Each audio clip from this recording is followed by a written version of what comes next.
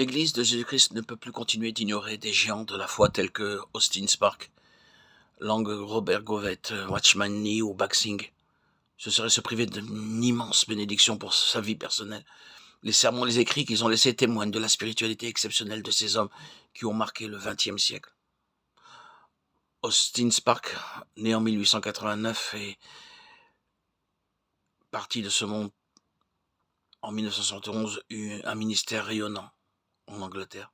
Bien qu'il ait toujours désiré rester dans l'ombre pour mieux faire valoir la personne glorieuse de Jésus-Christ, il nous a paru bon de remettre à la portée du peuple de Dieu ces nombreux audios. L'auditeur, l'auditrice est non seulement invité à ne pas rester au salut initial, mais à pénétrer pleinement dans le dessein éternel de Dieu par l'audition de ces audios. C'est sans doute à cet engagement sans réserve que je vous convie en tant que chrétien. Bien que tous ces écrits en 1952, ces méditations sont révélées et se révèlent d'une étonnante actualité aujourd'hui, en XXIe siècle. Elles répondent sans conteste aux besoins qu'éprouvent bon nombre de chrétiens de posséder un ancrage solide dans la foi, capable de résister à la montée du mal et aux tempêtes qui s'abattent sur notre monde d'aujourd'hui. Je me suis efforcé de rendre clair et limpide ces lectures nombreuses de Austin Spark, à travers tous ces ouvrages qui ont traité du rôle central de l'agneau dans le plan de Dieu et qui vous apportera la vision et la consécration si nécessaire, ainsi qu'un puissant encouragement, surtout dans les temps extrêmement difficiles que nous vivons, que nous connaissons. Je regardais et voici l'agneau se tenait sur la montagne de Sion, et avec lui 144 000 personnes qui avaient son nom et le nom de son père écrit sur leur front. J'entendis du ciel une voix, comme un bruit de grosse eau, comme le bruit d'un grand tonnerre. Et la voix que j'entendis était comme celle de joueurs de harpe jouant de leur harpe. Ils chantaient un cantique nouveau devant le trône, et devant les 4 êtres vivants et les vieillards. Et personne ne pouvait apprendre le cantique si ce n'est les 144 000 qui avaient été rachetés de la terre. Ce sont ceux qui ne sont pas souillés avec des femmes, car ils sont vierges. Ils suivent l'agneau partout où il va. Ils ont été rachetés d'entre les hommes comme des prémices pour Dieu et pour l'agneau. Et dans leur bouche, il ne s'est point trouvé de mensonge, car ils sont irréprochables. Apocalypse 14, 1, 5. Ce passage se situe au cœur même de tout le dessein de Dieu. Dans un sens, il est la clé pour accéder à toute l'histoire des pensées et des voies de Dieu envers l'homme. Bien comprendre ce texte serait la solution de beaucoup de nos problèmes, ainsi que la réponse à nos interrogations les plus profondes.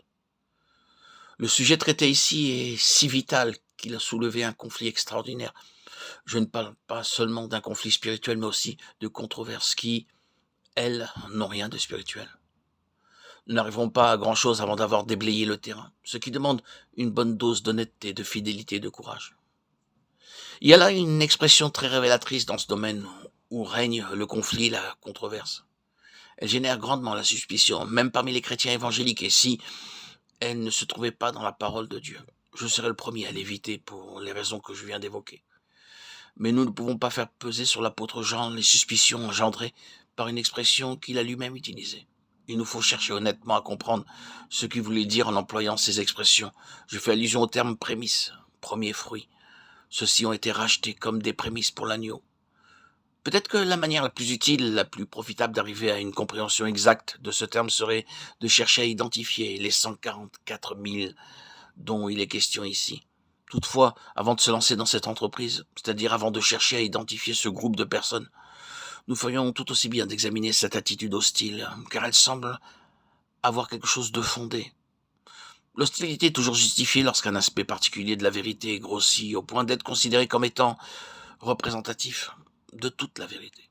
Et pour le sujet qui nous occupe, c'est bien ce qui s'est produit dans certains milieux.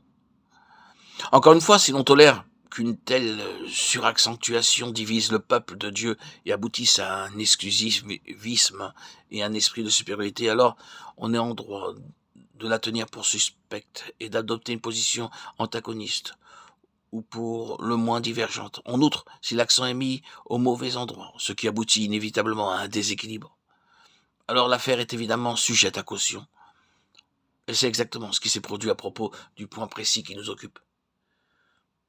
Des termes ont été forgés qui montrent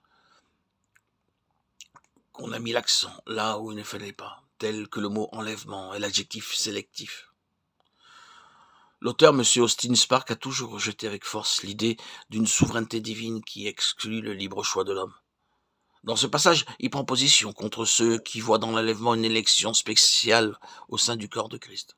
D'autre part, ceux qui nient l'enlèvement partiel en affirmant que Dieu ne peut ravir une partie de son corps sans créer un schisme ou une dislocation de ses membres raisonnent également de travers. Car lorsqu'un chrétien meurt, il s'en va auprès du Seigneur et quitte le corps de Christ sans pour autant créer un schisme. Voilà vraiment une accentuation mal placée. Quand on utilise une expression de ce genre, on fait fausse route. Ceux qui l'ont conçue, qui s'en servent, ont eux-mêmes tiré la conclusion qu'elle produit un schisme dans le corps de Christ. Lorsque le Seigneur a repris quelqu'un auprès de lui, dans la joie et la victoire de sa grâce, ce qui se produit presque à chaque instant de notre vie, il ne nous vient jamais l'idée de l'accuser de créer un schisme dans son corps. Tout à fait à notre insu, en ce moment même, et un peu partout sur terre, des enfants de Dieu sont glorieusement rappelés en sa présence. Une troupe entière, pour ainsi dire, s'en va instantanément. Nous ne pensons en aucun cas que le Seigneur a créé un schisme dans son corps en laissant vivre les autres un peu plus longtemps. L'accent a été mis au mauvais endroit. Remettons les pendules à l'heure, car ce raisonnement est complètement fallacieux.